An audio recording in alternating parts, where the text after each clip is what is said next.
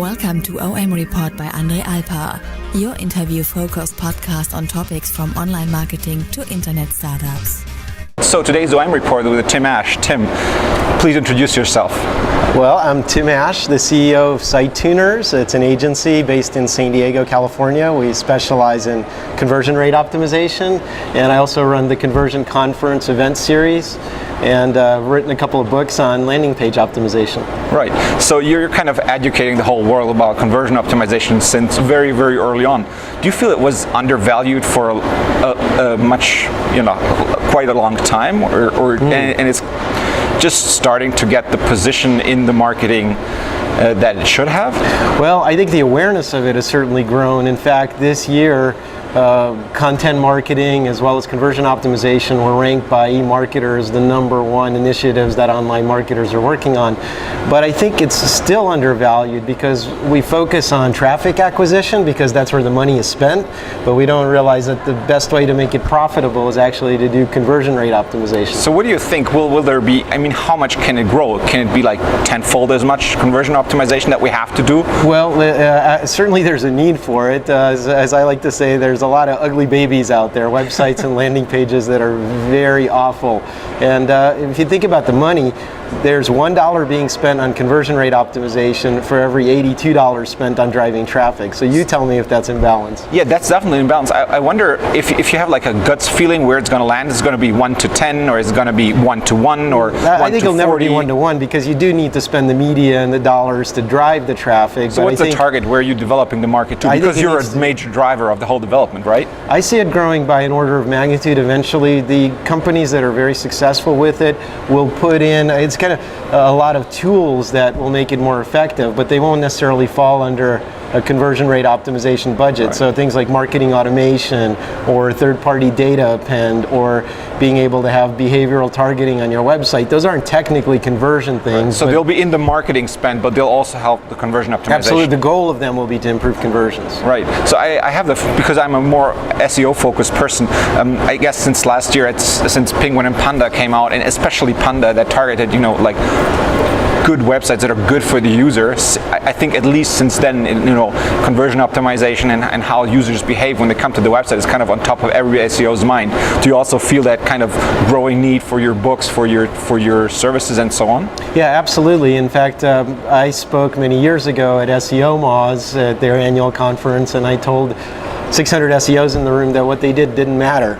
Because the way they were getting traffic there was completely counterproductive to the user's experience. How was their reaction? Did they throw anything? I haven't been back since. but maybe this year. I think that you're right that more SEOs, more PPC managers, more affiliate managers are becoming aware that conversion is central to the way they make money. Yeah, from the PPC angle, I always see things becoming more and more and more expensive. So they just see they can't spend more, so they wonder if it can become efficient. That's kind of the angle that I always hear from my friends who are more in the PPC business, why they care more about conversion optimization. Yeah, and then I would say also that even the part that you do see on the website or the landing page is not enough.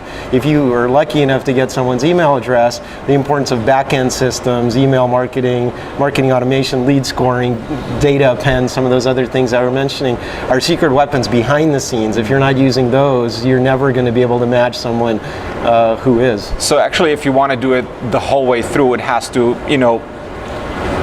you're not acquiring customers then doing conversion rate optimization, but instead you're kind of putting the conversion rate optimization in the online marketing strategy when you're planning it to be able to get all the data that you later want to use. Absolutely right. So if it's a long sales cycle or something with an expensive ticket item, you need to think about a content marketing strategy to support every part of the sales cycle, and it might start with a download in exchange for an email, and that gives you the right to have an ongoing conversation with them. Right.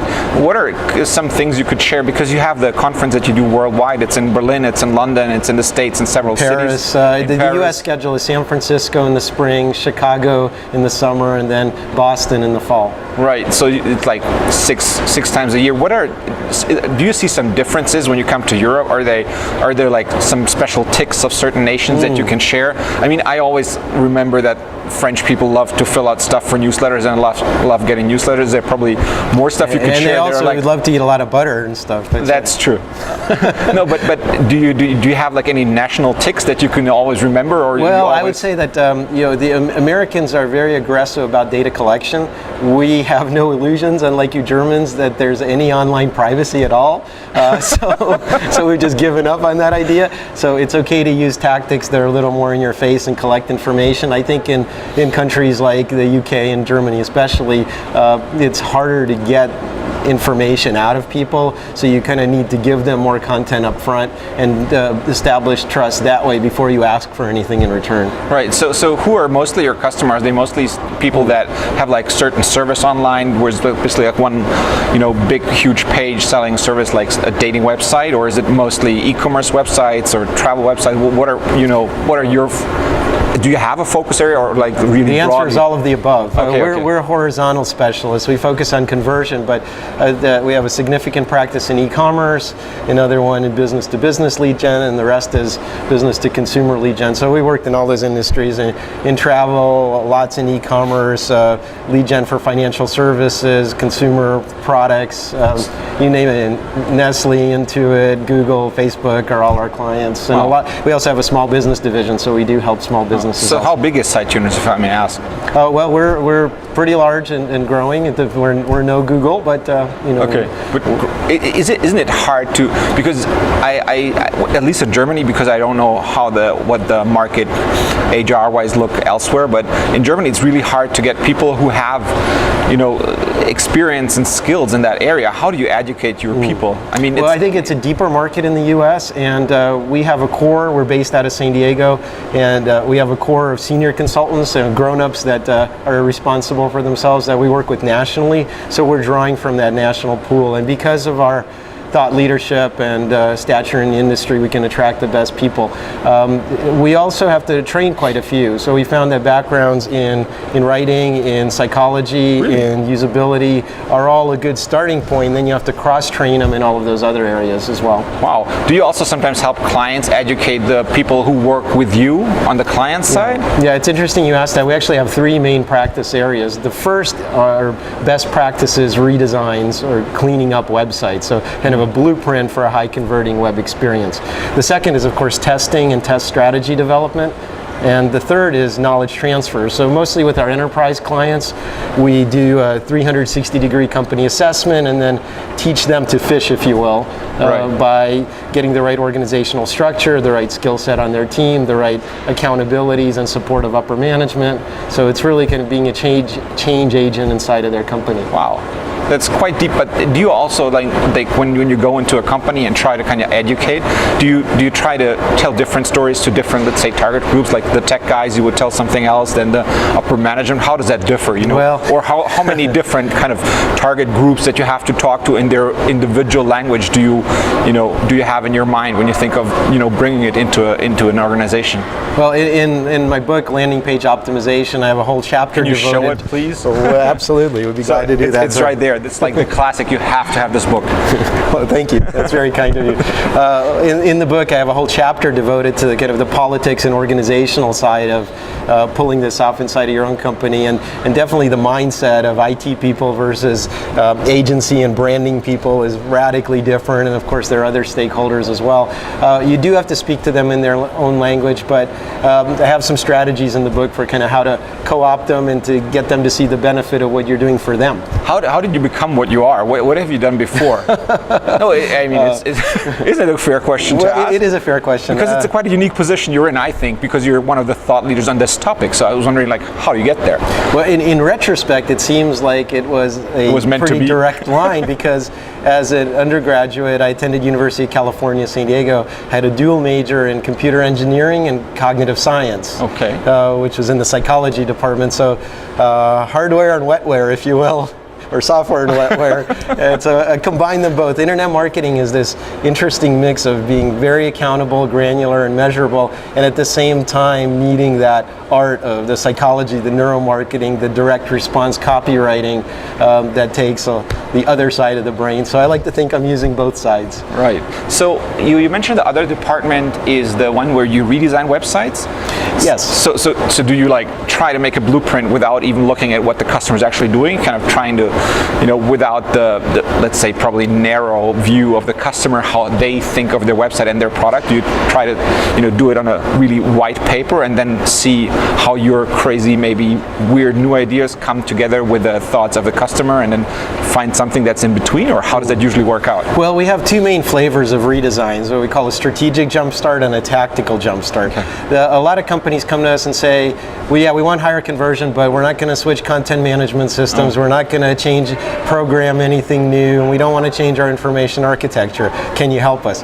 That's a tactical jumpstart. We can still move the needle, but not as much. It's basically what can you do from a visual and usability standpoint on key pages on our site and to clean up the user experience. The strategic jumpstart is much more rigorous. It's basically when it's time to blow it up and bring in the bulldozer and start over.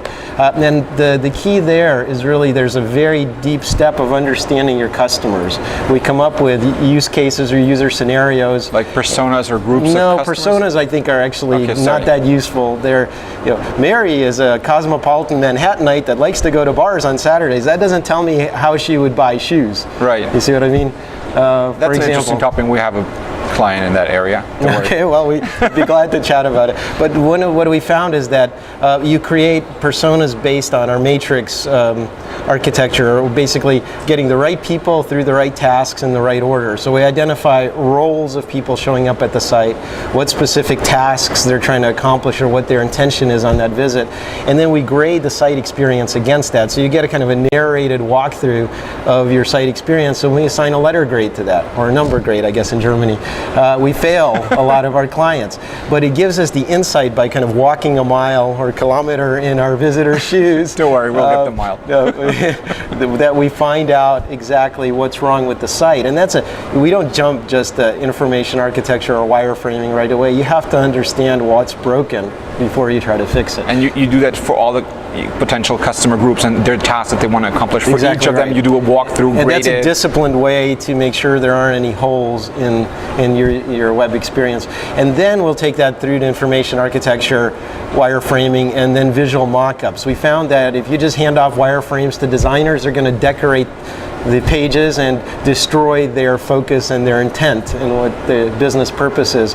So we give guidelines and take it as far as kind of the layered Photoshop stage of rough visual designs. Quite a bit. That's quite operative, one could even say. Yeah, no, you could, if you want to make just it a little more sure on brand or polished, that's fine. But you can't change the visual focus on the page, and you can't distract from the business purpose. You also said you clean up the pages. It sounds like you take away a lot. Is it just like misinterpretation of mine? No, when you're talking about the tactical jumpstart and as far as the user experience goes, for an SEO perspective, we might say get that text off the top of the page. Just the top of the page. It can still be on the page, but you have to remember why it's there. It's really not for Google's algorithm. It's there for your visitors. That's true. And more Google cares about the visitor experience. Definitely. That's why I'm saying, more and more SEOs care about conversion rate optimization. Are people staying on my page? Are they bouncing away and pogo sticking, or are they really enjoying what they're catered to? All right, then thanks so much for your time, Tim. It was great meeting you. My pleasure. Thanks. OMReport and Andre Alpa would like to thank you for your attention. You can get more episodes on www.omreport.com.